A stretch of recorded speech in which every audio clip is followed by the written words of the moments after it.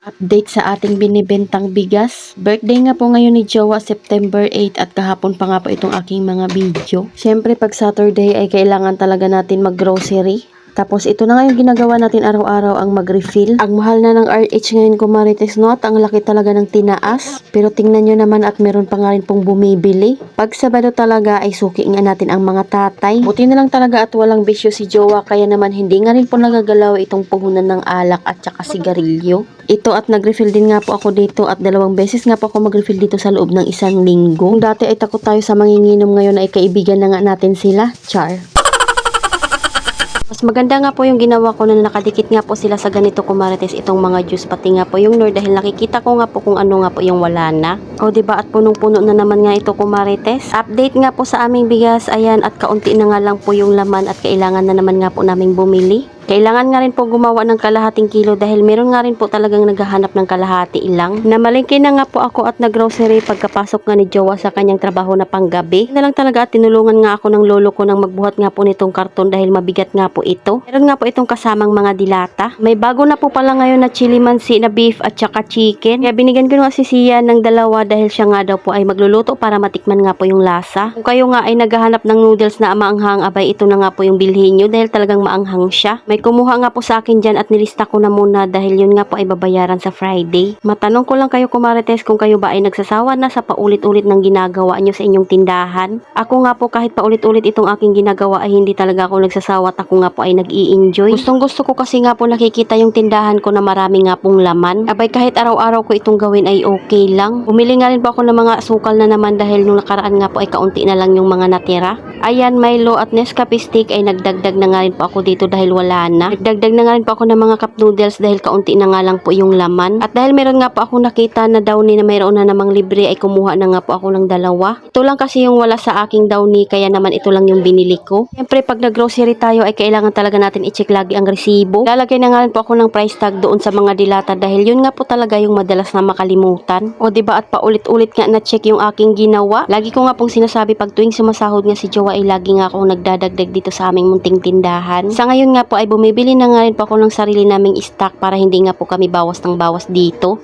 At para lalo pa nga pong lumago itong aming munting tindahan. Bili nga po ako ng 3 pirasong Dutch milk dahil ito nga po yung madalas na maubos sa aking munting tindahan. Siyempre ang customer natin ay hindi pwedeng mawala. Kaya wag tayo magpapaubos ng mga kape dahil ito talaga yung madalas na binibili sa atin. Di bali ng pagod basta hindi gutom, o diba kumakain pa din ako kaya natatawag na mataba. Yung mga dilata ko nga dyan kahit hindi ko pa na-display ay meron na ngang bumibili. Sakto talaga yung mga pinipili ko nga, kumarites, at talaga namang lagi nga pong hinahanap dito sa aking munting tindahan. Ayun talagang kailangan, kumarites, kung ano nga pong madalas na hinanap sa'yo ay hindi dapat mawala sa iyong tindahan. Siyempre para hindi ka mawala ng customer ay kailangan mo rin makisama. Tindera ka nga ay kailangan talaga mahaba ang iyong pasensya. Hindi mo nga kailangan makipagsabayan sa ibang tindahan na kailangan pang manira ng kapwa tindahan para lang may bumili sa kanila. At kung may benta ka kahit kaunti lang sa buong isang araw ay dapat talaga maging thankful pa rin tayo. Siyempre kailangan natin gawaan ng paraan at kailangan natin tanungin yung sarili natin kung bakit kaunti lang yung bumibili sa'yo. Abay baka madalas kang sarado o di kaya laging wala nga po yung hinahanap ng mga tao.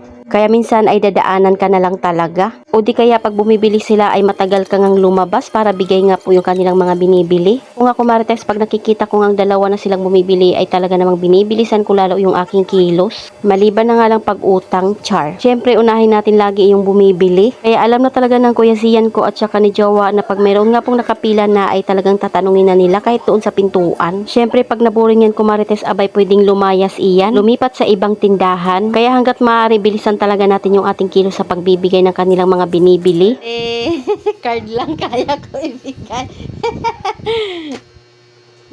Pero meron talaga akong itinabi na regalo ko sa kanya, kumarites, ayun nga po ay nakatago. Paano ba naman itong bunso ko nga ay napakachismoso nito? Dati ay may regalo nga ako sa papa niya, abay bago buksan sabi ba naman niya, parilo yan, rilo yan. Simple lang naman yung regalo ko pero alam ko nga magugustuhan niya dahil gusto na nga po niyan magkaroon ng ganyan. Sa amin nga po ay hindi naman mahalaga kung magkano lang yung halaga ng regalo namin. Dahil marunong nga po kaming magpahalaga sa mga bigay nga po namin sa isa't isa. Tangkita nyo naman, kumarites, at masaya nga po yan sa aking binigay. Hindi kita dyan. Diyan. Oh, wala ka salo. Bako ganyan. Ha? Bako ganyan. Ha? Hindi ko alam. Oo, astig. Wala, agent na si Papa. Oo. Isa lang nato yan eh. Ang tagal na niya nakatago eh. Alam ko magdadaldal yan si Tyler kaya hindi ko muna nilabas. Ba't na connected? Baka may bluetooth naman. Ano yung sa'yo? Pino mo? Itugtog, cellphone mo. Saan mo tinago yung dalawa niya? Ay, alam ko na pala yun. Takit siya. Type C. Ayun oh. May charger man kasama yan. Wala dito ba yun?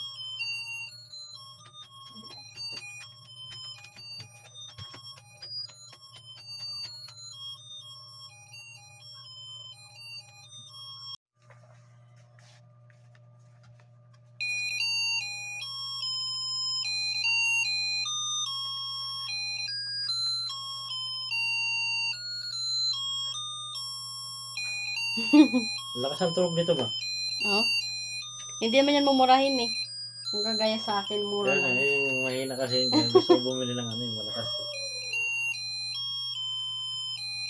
May panglaro na si Papa ng headset. Lakas ito B. Lalo na kayong mabibingi. Wala yung